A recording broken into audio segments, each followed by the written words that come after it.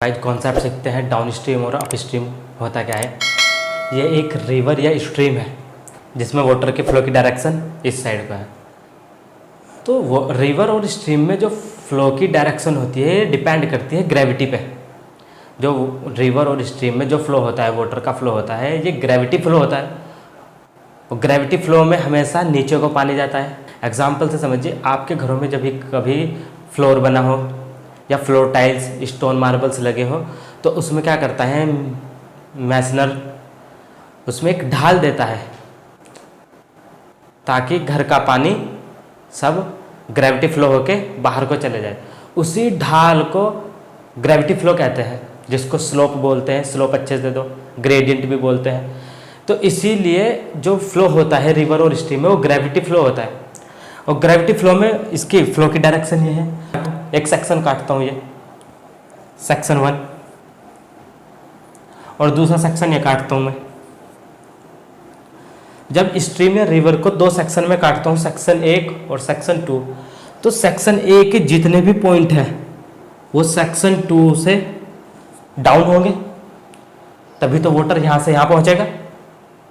तो क्योंकि सेक्शन 1 के सारे पॉइंट सेक्शन 2 से डाउन है, इसलिए इसको डाउन स्ट्रीम बोलते हैं और इसको मैं DS से रिप्रेजेंट कर रहा हूँ।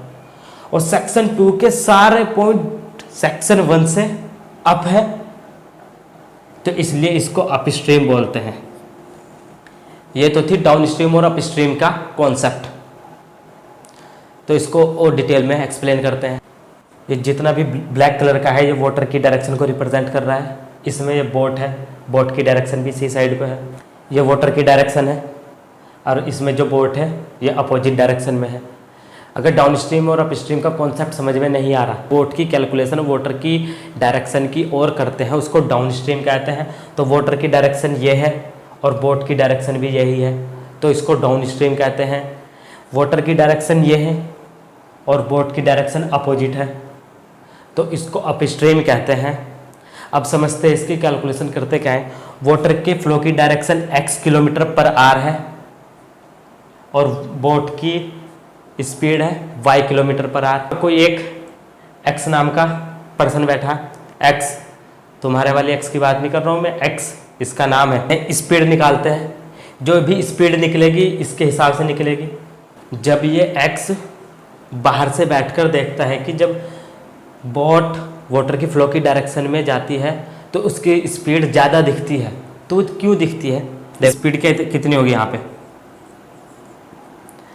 वाटर की स्पीड कितनी? x, और बोट की स्पीड y। तो ये इतनी किलोमीटर पर आवर की स्पीड हो जाएगी। डाउन स्ट्रीम में हमेशा दोनों स्पीड ऐड होगी, क्योंकि जिस डायरेक्शन में वाटर फ्लो कर रहा है उसी डायरेक्शन में बोट फ्लो कर रही, तो दोनों की स्पीड ऐड होगी। इसलिए मैंने ऐड लिख कर दिया x + y kilometre per hour. जब यही x पर्सन बाहर बैठ के देखता है कि जिस डायरेक्शन में फ्लो की डायरेक्शन है उसके अपोजिट डायरेक्शन में जब बोट मूव करती है तो उसको स्पीड कम दिखाई देती है। वो कैसे दिखती है? स्पीड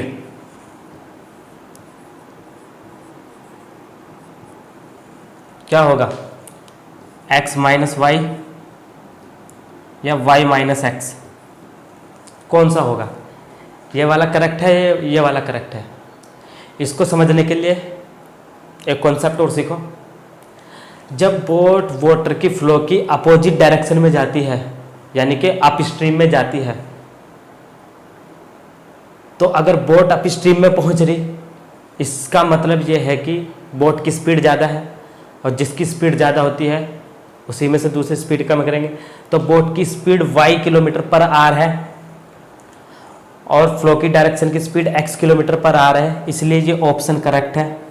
ऐसे नहीं करेंगे। स्पीड का मतलब ये है कि जो फ्लो की डायरेक्शन है और अपोजिट डायरेक्शन में जो बोट जा रही वो अप स्ट्रीम पे पहुंच ही नहीं रही, वो स्लो कर करके डाउन स्ट्रीम में आ रही। इसका मतलब यह है कि वाटर की फ्लो की डायरेक्शन ज़्यादा है और बोट की स्पीड बहुत कम है, तो वो उस स्पीड को कंपनसेट करके अप स्ट्रीम में नहीं पहुंच पा रहा, तो वो डाउन स्ट्रीम में आ जाएगा। तो इसलिए y - x kilometre per hour की स्पीड होगी। कितनी होगी इसकी स्पीड?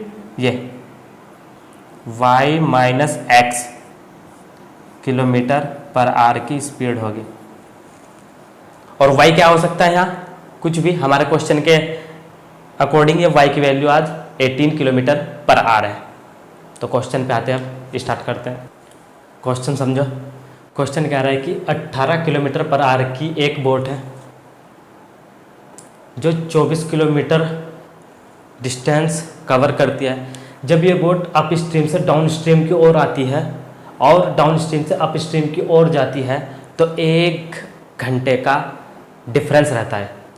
तो टाइम ज़्यादा किस में लगा होगा, अप स्ट्रीम से डाउन स्ट्रीम में आने में, डाउन स्ट्रीम से अप स्ट्रीम। जब डाउन से अप स्ट्रीम में जाएंगे तो उसमें टाइम कंज्यूम होगा। तो इसमें जो हम कॉन्सेप्ट यूज़ करेंगे वो टाइम का करेंगे, और टाइम बराबर क्या होता है, distance speed, distance upon speed. तो डिस्टेंस हमें दे रखी 24 किलोमीटर और स्पीड हम वाटर की मान लेंगे x। तो इसी कॉन्सेप्ट का यूज करेंगे। अब एक ध्यान देना, जब मैं स्पीड को रिड्यूस करता हूँ, जब मैं स्पीड को डिक्रीज करता हूँ तो टाइम इंक्रीज होगा। तो इसी केस में यही हुआ कि जब स्पीड इस साइड जाएगी तो स्पीड डिक्रीज हो जाएगी, और जब स्पीड डिक्रीज हो जाएगी तो टाइम इंक्रीज हो जाएगा, और वो टाइम 1 घंटा दे रखा क्वेश्चन ने हमारे। तो इस क्वेश्चन को डिटेल में सॉल्व करते हैं। Let speed of stream x kilometre per hour, speed of boat in down स्ट्रीम कितना होगा, 18 प्लस के x kilometre per hour, speed of boat in upstream क्या होगा, x माइनस 18 या x प्लस 18, x माइनस 18 या 18 minus x, 18 minus x kilometre per are. इसको x minus 18 ना लिख देना, कॉन्सेप्ट समझाया अभी उसके हिसाब से।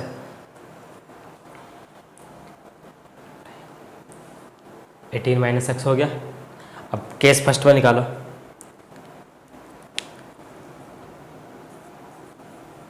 Case first, when move speed, when boat move in down stream,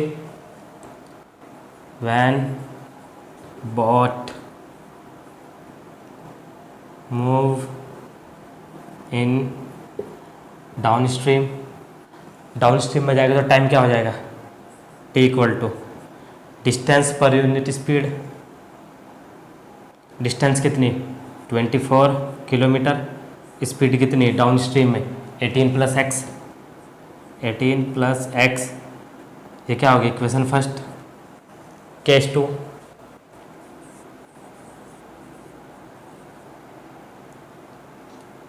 when boat move in upstream side, तो इसमें टाइम की वैल्यू क्या हो जाएगी, t इक्वल टू टाइम क्या है 24 डिस्टेंस है डिवाइडेड बाय 18 माइनस एक्स। लेकिन जैसे ही स्पीड कम हुई तो जैसे ही स्पीड कम हुई तो टाइम ज़्यादा लगेगा, और वो टाइम कितना ज़्यादा लगा 1 आवर। ये दो इक्वेशन बनी टी की, इस टी की वैल्यू को यहाँ पुट कर दो, तो 24 divided by 18 plus x plus के 1 इक्वल टू 24 18 माइनस एक्स।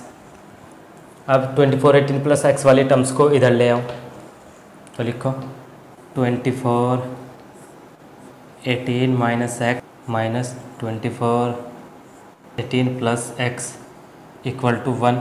इस इक्वेशन को कैसे सॉल्व करते हैं, कॉन्सेप्ट से सीखो कैसे करते हैं। सबसे पहले हम करते क्या हैं, एलसीएम लेते हैं, इसकी और इसकी मल्टीप्लाई करते हैं x into x minus one, फिर इसकी मल्टीप्लाई इससे करते हैं 3 इंटू एक्स माइनस वन, फिर ये साइन जो होता है ये, फिर इस x की मल्टीप्लाई इधर करते हैं 2x इक्वल टू 4। इसी कॉन्सेप्ट का हम यहाँ यूज़ करेंगे। एलसीएम ले लो इसका, 18 माइनस एक्स और 18 प्लस एक्स, इसकी मल्टीप्लाई यहाँ 24, 18 प्लस के एक्स माइनस के, इसकी मल्टीप्लाई इधर 24, 18 माइनस एक्स इक्वल टू 1। अब इसको इधर ले जाओ, 24 ऊपर से कॉमन ले लिया, 24 अंदर क्या बचा 18 प्लस के एक्स माइनस के 18 माइनस माइनस प्लस के एक्स डिवाइडेड बाय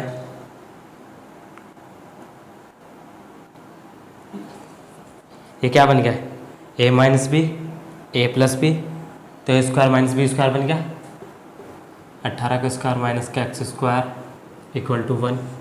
अब देखो इस 18 से ये गया x और x 2x, तो 24 into 2 into x equal to ये सब इधर ले जाओ, तो एक्स स्क्वायर 18 स्क्वायर माइनस के एक्स स्क्वायर। अब इसे माइनस वाली एक्स स्क्वायर की टर्म को इधर ले आओ दोनों को, तो ये क्या हो जाएगा एक्स स्क्वायर माइनस के माइनस प्लस 24 टू जा 48 एक्स माइनस के 18 का स्क्वायर कितना होता है 324 इक्वल टू 0। अब ये क्वाड्रेटिक इक्वेशन बन गई। आप चाहे तो इस क्वाड्रेटिक इक्वेशन को क्वाड्रेटिक फार्मूले से कर लो या फैक्टराइजेशन से कर लो, लेकिन क्वाड्रेटिक फार्मूले से जब करोगे तो b square minus 4ac square root के अंदर बहुत बड़ी वैल्यू बनेगी, जिससे बच्चा घबराता है। तो इसको फैक्टराइजेशन से सॉल्व करते हैं। X square same plus x के कोफिशिएंट की जगह ब्रैकेट, फिर एक्स माइनस 324 इक्वल टू 0, और ब्रैकेट के अंदर साइन कौन सा आएगा कांस्टेंट के आगे वाला माइनस ये वाला साइन।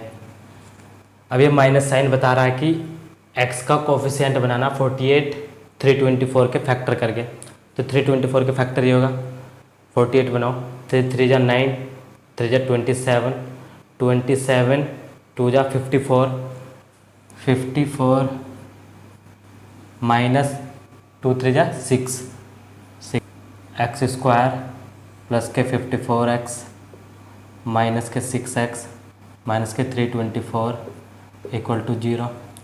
इसमें से x कॉमन ले लो, x प्लस के 54 माइनस इसमें 6 कॉमन ले लो, अंदर बचा x प्लस के माइनस 54 इक्वल टू 0। ये ब्रैकेट एक बार लिख दो, कॉमन लेके x प्लस 54 और x minus 6 equal to 0, x plus के 54 equal to 0, x minus 6 equal to 0, x equal to minus के 54 और x इक्वल टू 6। ये माइनस है तो रिजेक्ट होगी, क्योंकि स्पीड नेगेटिव नहीं होती। x इक्वल टू 6, तो यही हमारी स्पीड है। वाटर की स्पीड 6 किलोमीटर पर आवर है। तो अगर आप इस क्वेश्चन से कुछ भी नया कॉन्सेप्ट सीखे हैं तो प्लीज़ चैनल को सब्सक्राइब कर दो, वीडियो को शेयर कर दो एंड लाइक कर दो।